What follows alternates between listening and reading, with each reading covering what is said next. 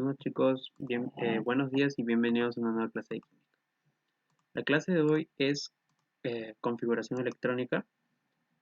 Y bueno, vamos rápido porque este tema es muy complejo. Vamos a tratar de abarcar l- primero la teoría y luego vamos a ir a la práctica. Quiero que aprendan muy bien acerca de los números cuánticos para que puedan llegar a comprender básicamente lo que es una configuración electrónica. Porque como lo dice el tema, la configuración electrónica trata de ver a los electrones. Vamos a estudiar prácticamente la función de onda de un electrón. ¿Qué significa una función de onda de un electrón?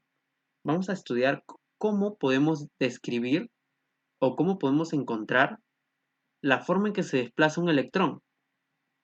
Profe, no entiendo, o sea, es que el electrón es tan rápido que nosotros no sabemos dónde está. Entonces tenemos que encontrar una ecuación que pueda describirme cómo yo puedo encontrarlo probablemente, ¿no? Porque ahora se habla de probabilidades ya que no podemos verlo, ¿no? No podemos verlo, pero sí vemos el desplazamiento de este, más no podemos observar en qué punto está. No lo entiendo, profe. ¿Cómo es eso? Es que el electrón es muy rápido. Es demasiado rápido, entonces no podemos observarlo. Pero sí hacer un análisis probable de dónde podría estar. Entonces vamos con esto. En los tiempos, como hemos visto antes, mientras iba hablando de los modelos atómicos, Thomson, Rutherford, Bohr dijo que existía un número cuántico, ¿no? Bohr, el discípulo de Rutherford, habló de un número cuántico, pero él solo habló de uno. Sin embargo, la mecánica cuántica, mucho se habla hoy en día de la mecánica cuántica, incluyó tres más para poder describir a un orbital. Profe, ¿qué es un orbital? Un orbital es donde se encuentra un electrón y es la mayor probabilidad donde podríamos encontrar uno de estos. Es la famosa REMPE, chicos. Entonces, los números cuánticos, como hasta hoy conocemos, son cuatro. El principal, el secundario y el último que es el M, ¿no? Pero el otro que es el spin, el cuarto. El cuarto solo te indica un giro, que es horario o antihorario. Vamos a ver que los tres primeros están unidos entre sí. Por ejemplo, vamos con el primero, que es el número cuántico principal. Sus valores van del 1 hasta el infinito, ¿no? Puede haber infinitos niveles, pero se le asocia con el volumen del orbital. Acá vemos un orbital y el volumen se le asocia a este número, al número cuántico principal.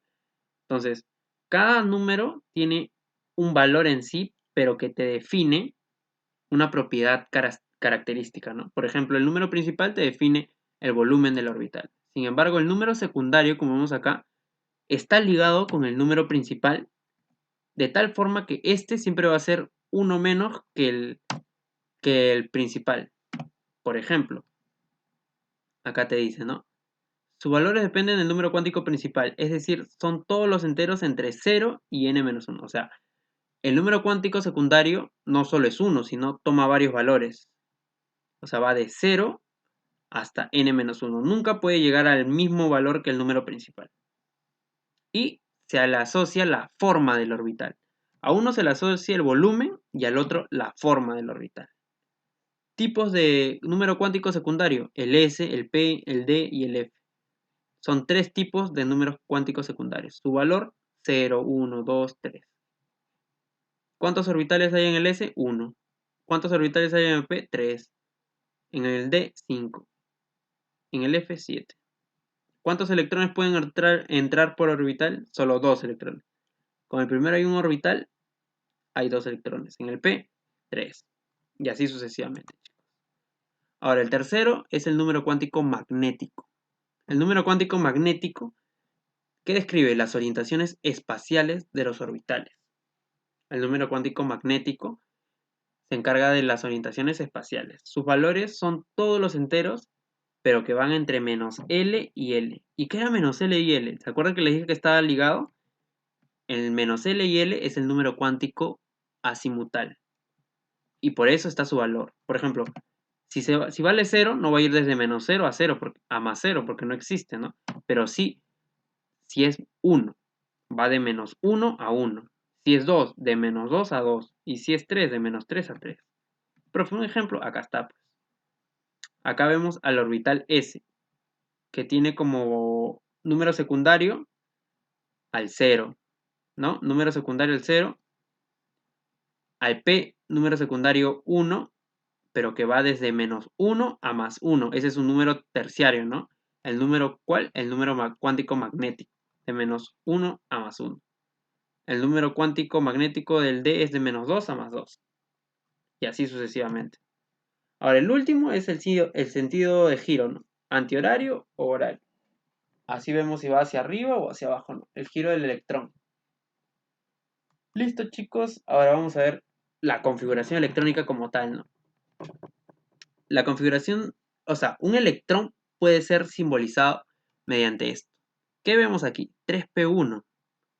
El 3 significa el número cuántico principal.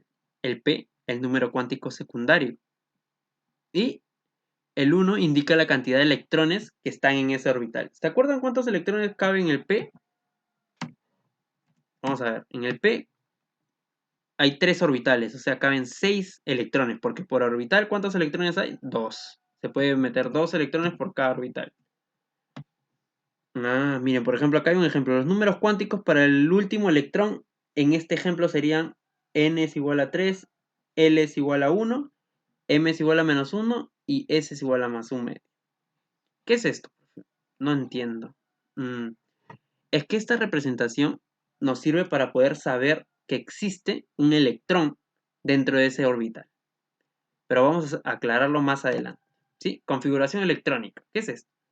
Corresponde a la ubicación de los electrones en los orbitales de los diferentes niveles de energía. Aquí vemos que la configuración electrónica se hace de 1s a 2s, luego pasa por el 2p, pero ¿cómo era? 2p6, 1s2, 2s2, 2p6, 3s2, 3p6 y así sucesivamente. Aquí vemos el esquema, ¿no? ¿Cuáles son los dos principios de construcción para la configuración electrónica?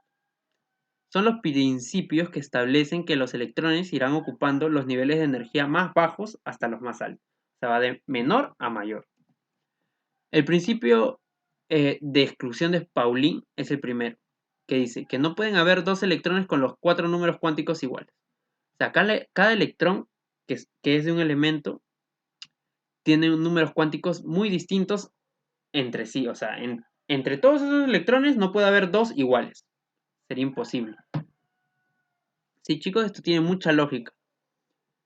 Y el segundo principio es el principio de multiplicidad de Hund, que este dice que los electrones tienen que ocupar la máxima capacidad de espacio dentro del orbital. ¿Sí? O sea que cuando llenes un orbital, por ejemplo acá este P que está llenando, tienes que llenarlo así, de tal forma, o sea, un electrón hacia arriba, un electrón hacia arriba, un electrón hacia arriba, y luego vas llenando un electrón hacia abajo, un electrón hacia abajo, para que puedas ocupar la máxima capacidad de orbitales.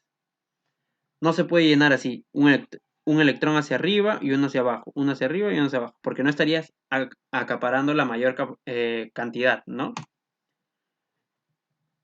Para escribir la configuración electrónica es necesario conocer el número atómico. El número atómico en neutros o el número de electrones, ¿no? En especies iónicas.